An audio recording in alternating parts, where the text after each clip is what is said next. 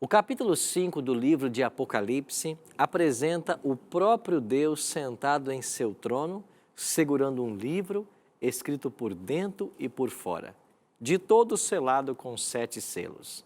Então um anjo forte proclama em grande voz: quem é digno de abrir o livro e de lhe desatar os selos?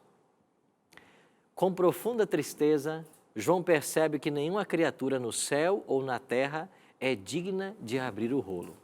Sua tristeza se converte em lágrimas, até que um dos anciãos o consola com as palavras: não chores, eis que o leão da tribo de Judá, a raiz de Davi, venceu para abrir o livro e os seus 7 selos. Contemplando novamente o majestoso trono, João vê um cordeiro que tinha sido morto, mas que agora vivia e tinha sobre si o poder do Espírito. Quando esse despretensioso cordeiro tomou o rolo, as criaturas viventes e os anciãos explodiram em um novo cântico. Digno és de tomar o livro e de lhe abrir os selos, porque foste morto, e com o teu sangue compraste para Deus os que procedem de toda tribo, língua, povo e nação, e para o nosso Deus os constituíste reino e sacerdotes, e reinarão sobre a terra. Todas as criaturas viventes no céu e na terra uniram-se ao grande coro de louvor. Eles entoavam: aquele que está sentado no trono e ao Cordeiro, seja o louvor, a honra, a glória e o domínio pelos séculos dos séculos. O que havia de tão importante com aquele rolo?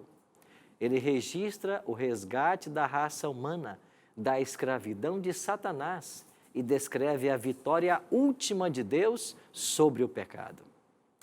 Revela uma salvação tão perfeita que os cativos do pecado podem ser libertos de sua prisão simplesmente por um ato da vontade e da escolha.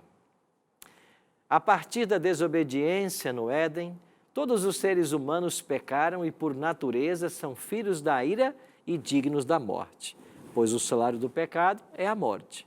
Mas a misericórdia de Deus se revelou já no Éden. Deus havia feito uma provisão. Cristo era o cordeiro morto antes da fundação do mundo.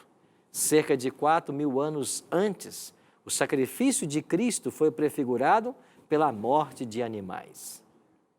Era assim que os antigos podiam entender as boas novas da salvação. Quando Cristo veio, tudo ficou claro como a luz do meio-dia. Foi possível ver na vida e no ministério de Jesus que Deus estava reconciliando em Cristo o mundo. Essa reconciliação restaura o relacionamento entre Deus e a raça humana. A morte de Cristo ratificou a propriedade de Deus sobre a humanidade. De acordo com a expressão de Paulo, não sois de vós mesmos, porque fostes comprados por preço, por meio de sua morte. Cristo rompeu o domínio do pecado, extinguiu a escravidão espiritual, removeu a condenação e a maldição da lei e tornou disponível aos pecadores arrependidos a vida eterna. Tanto Adão quanto Cristo, chamado de o último Adão, ou segundo homem, representam toda a humanidade. E ao passo que o nascimento natural marca todas as pessoas com os resultados da transgressão de Adão, todo aquele que experimenta o nascimento espiritual recebe os benefícios da perfeita vida e do perfeito sacrifício de Jesus Cristo. Porque assim como em Adão todos morrem, assim também todos serão vivificados em Cristo Jesus. Jesus desenvolveu uma vida pura, santa e cheia de amor. E ao repousar inteiramente em Deus, essa vida preciosa Ele compartilha como um dom com todos os pecadores arrependidos.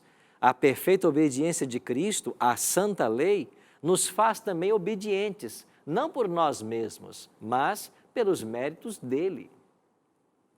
A vida de Cristo provê certeza de que podemos viver vitoriosamente. Paulo testificou isso: tudo posso naquele que me fortalece. Mas a vida e a morte de Cristo, sem a ressurreição, haveria sido em vão. Paulo disse: se Cristo não ressuscitou, é vã a vossa pregação, é vã a vossa fé.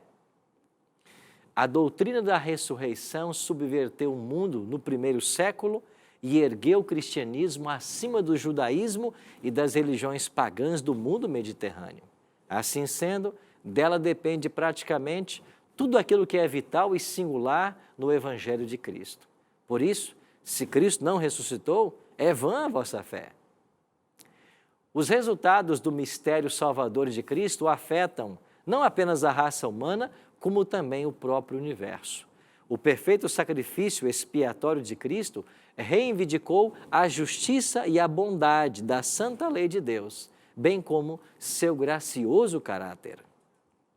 Aqueles que aceitam pela fé o fato de que Deus reconciliou o mundo consigo por meio de Cristo e que se submetem a Ele, receberão de Deus o inapreciável dom da justificação, que é fruto imediato da paz com Deus.